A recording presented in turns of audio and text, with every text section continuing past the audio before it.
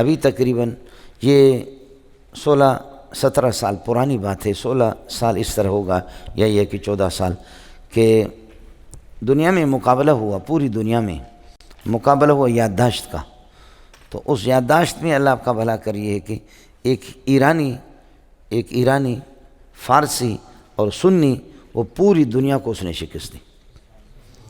مسلمان سنی الحمدللہ، سمجھے. شیعوں کا حافظہ نہیں ہوتا، ان کو قرآن بھی یاد نہیں ہے، سمجھے. ان کو الحمد شریف بھی ان کے بڑے مجتہد، ان کو کما کو یاد نہیں ہے. اللہ پاک نے ان سے یادداشت اللہ نے ان سے نکالی ہے، سمجھ شریف میں ہے کہ نہیں. اس کی وجہ ہے کہ بدکاری ان میں بہت زیادہ ہے. جس قوم کے اندر ہندو قرآن کے حافظ ہے، نصارہ قرآن کے حافظ ہیں. یہ علامہ قرطبی نے بھی لکھا ہے اور بہت سے لوگوں نے لکھا اور بالکل ہے کہ نصارہ اور ہندو قرآن کے بشرطے کے باحیا ہندو ہو، بشرطے کے باحیا نصرانی ہو. بے حیا اگر شیخ الحدیث بھی ہے تو تب بھی اس کو صحیح قرآن یاد نہیں رہے. قاری ہے، پڑھاتا بھی ہے، اللہ آپ کا بھلا کرے. پورا دن 40-40 50-50 پارے سنتے ہیں طلباء سے.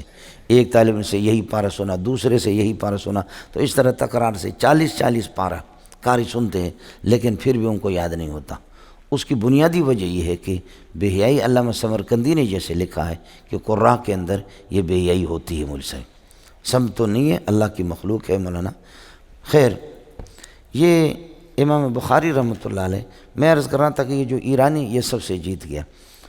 حضرت شیخ الاسلام مولانا عبدالحمید صاحب ان حضرات کے پاس یہ آ گیا تھا زاہدان میں.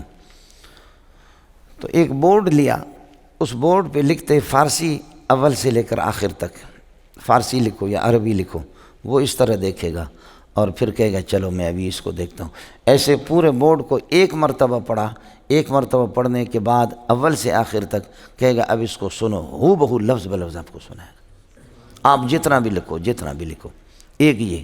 دوسرا یہ کہ ہند سے آپ لکھتے ہیں کہ 102 اور 106، 110، 220 اور 408، 607 مختلف بے ترتیب اس پورے بورڈ کو اعداد آپ لکھتے رہیں.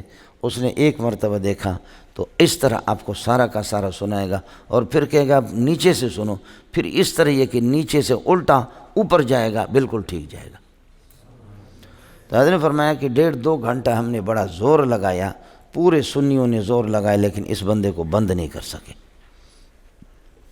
پوچھا اس کی وجہ کہ یہ یادداشت اللہ نے آپ کو کہاں کیسے دی ہے؟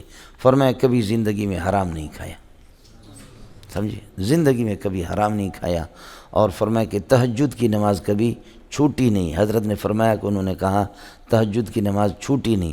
تو میں نے مذاق میں حضرت سے عرض کیا ہم نے زندگی میں کبھی تہجد پڑھی ہی نہیں،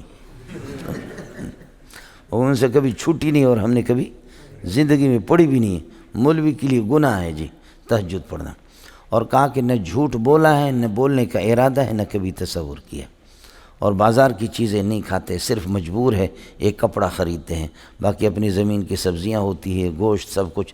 بازار کی چیزوں میں نورانیت نہیں ہوتی، وہ انسان کی ذکاوت کو ختم کر دیتے، فقیروں کی نگاہیں ان پر پڑتی. خیر، یہ اس دنیا کے اندر الحمدللہ موجود ہے. اب بھی آپ دیکھیں یہ سوات کا ایک بچہ گیا جس نے 80-90 ملکوں کو شکست دے دی. سوات کا ایک پٹھان ابھی گیا جس نے عربوں کو 80-82 ملکوں کو انہوں نے شکست دے دی، سمجھے. اسی طرح اب یہ اسی سوات کا ایک بچہ کویت چلا گیا، اس نے بھی پورے بلاد عرب کو شکست دے دی، سمجھے. یہ اللہ کا دین ہے، اللہ جن کو دے دے. ان کے والدین بھی اس قسم کے مستجاب الدعوات ہوتے. کہاں پٹھان اور کہاں عرب، کہاں پٹھان اور بلوچ کی ذکاوت اور کہاں، سمجھے.